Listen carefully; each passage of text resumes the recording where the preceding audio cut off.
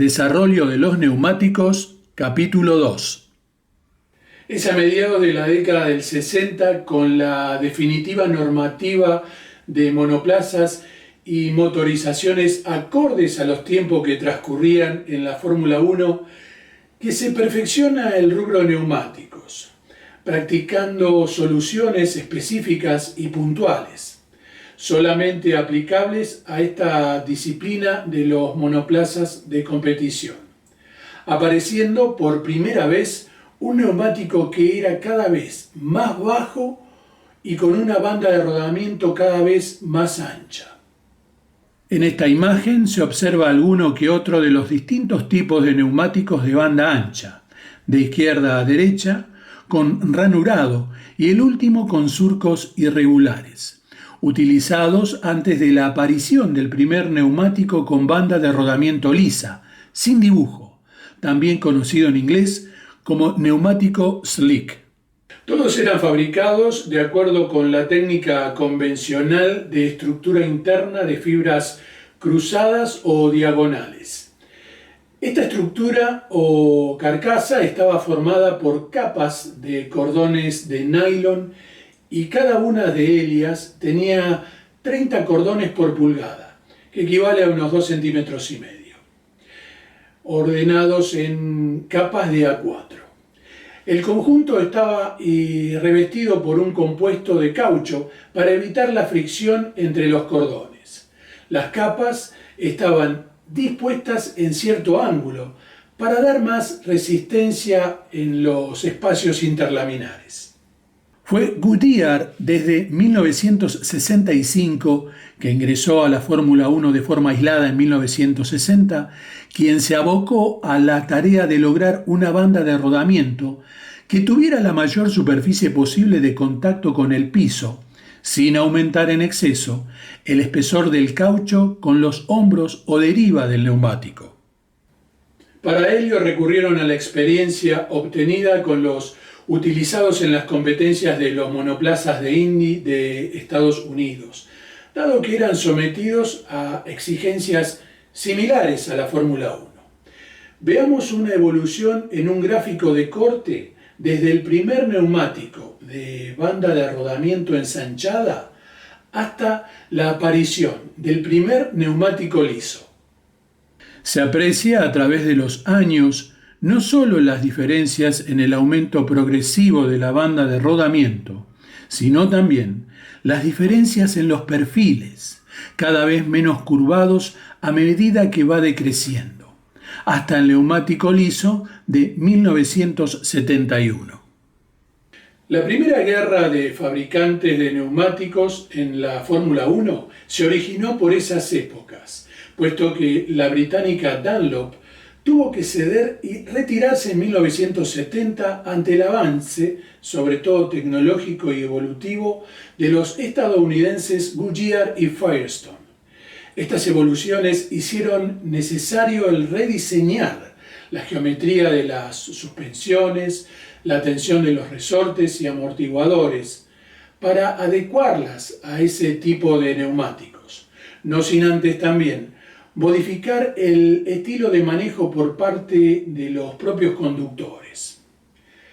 Pero, ¿cómo se llegó al neumático de banda ancha y liso? Aparece masivamente en las carreras de aceleración bruta de 1/4 de milla en los años 50, pero de banda ensanchada. Pero fue en la máxima categoría de monoplazas de Estados Unidos que aparece por primera vez en pruebas, y por medio de Firestone, y casi de casualidad, el neumático de banda ancha liso unos años antes que en la Fórmula 1. El primer neumático de banda de rodamiento ancha y lisa fue introducido en la Fórmula 1 a través de Goodyear en la temporada del año 1971. Notar las pequeñas y numerosas ranuras que tienen diferentes sectores, las cuales cumplían el trabajo de disipar temperatura para conservar su eficiencia. Ahora bien, si esto de ser el primer neumático de banda de rodamiento lisa es universalmente aceptado como tal, Sin embargo, existe un antecedente algo curioso y que al menos habrá que tener en cuenta. En 1966, Dunlop presenta este neumático. Según los registros del propio proyecto de fabricación de la empresa, el objetivo fue hacerlo con banda de rodamiento lisa. Si bien el Goodyear de 1971, considerado como el primero en la categoría, y como vimos, tenía una serie de ranuras, este de Dunlop también las tiene, con el mismo fin, es decir, mitigar el aumento de temperatura, pero en vez de algunas ranuras, este está muy poblado de pequeñas con forma de cruz.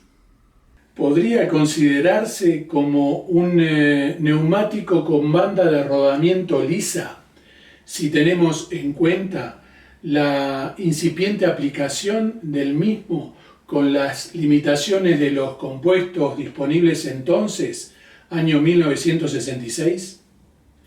Porque como se supo unos años después, 1971, al crearse el de Goodyear, un neumático necesitaría una cierta cantidad de flexibilidad en la banda de rodamiento para darle una determinada progresión de acuerdo a sus prestaciones, gracias a los compuestos.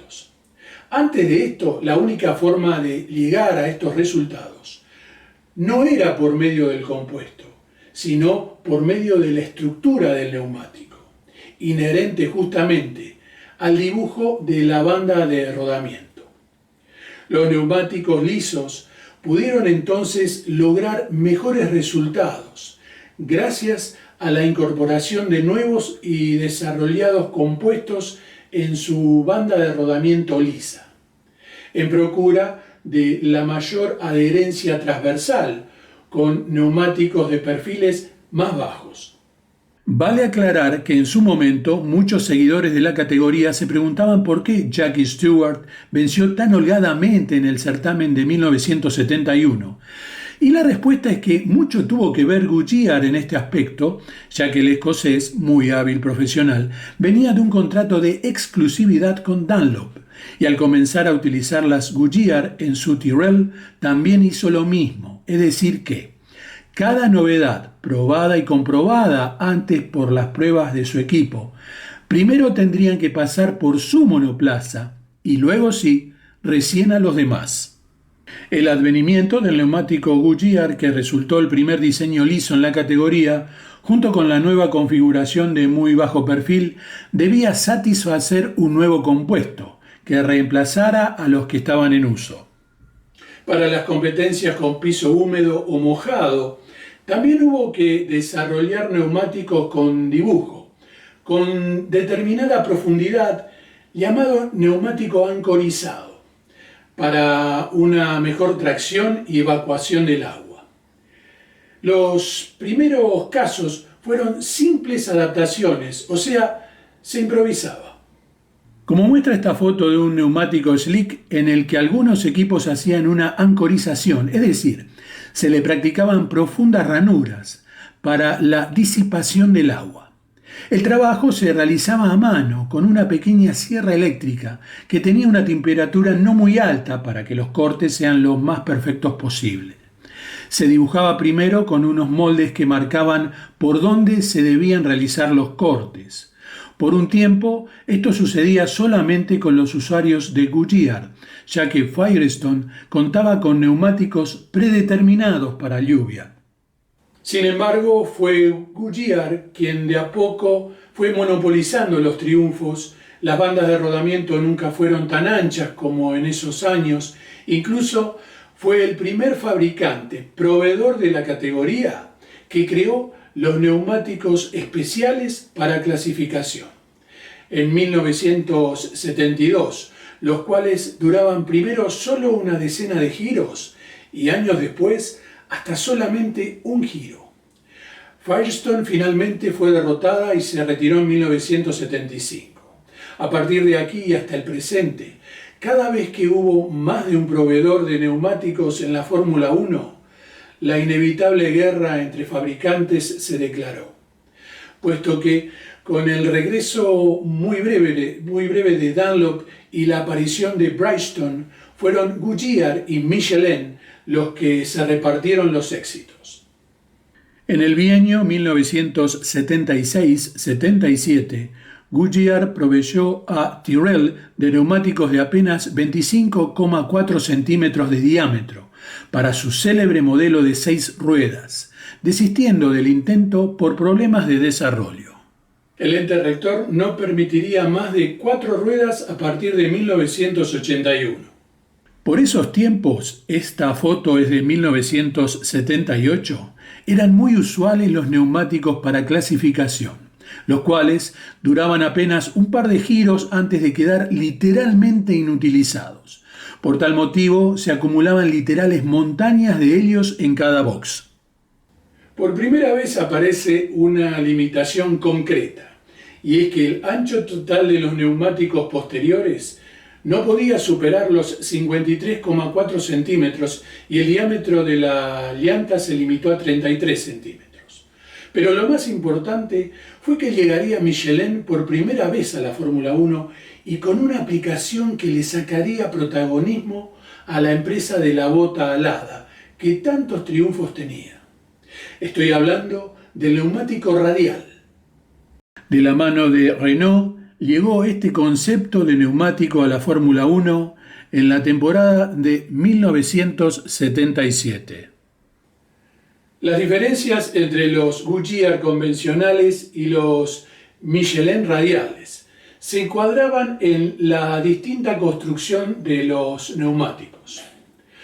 Por ejemplo, mientras los Goodyear estaban formados solamente de telas de construcción textil, los Michelin tenían una faja de hilos de acero.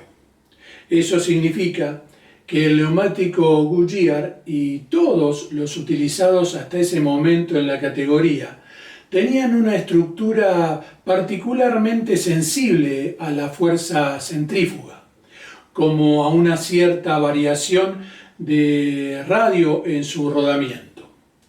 Además, su concepción no permitía una rapidez de asimilación del calor, comparable a la de un neumático radial. Veamos el siguiente gráfico. A la izquierda, en la parte superior, un corte de neumático convencional. En la parte inferior, un corte de un neumático radial, ambos calzados sobre una llanta o rueda.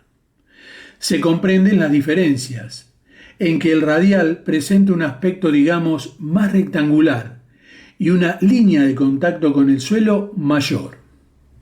En el croquis de al lado se hace notar que, al momento de la pisada en un viraje, el neumático radial demostraba ser más eficiente en lo referente a la elasticidad en su deformación lateral, bajo el efecto de la fuerza centrífuga. Se prohíben los neumáticos de clasificación.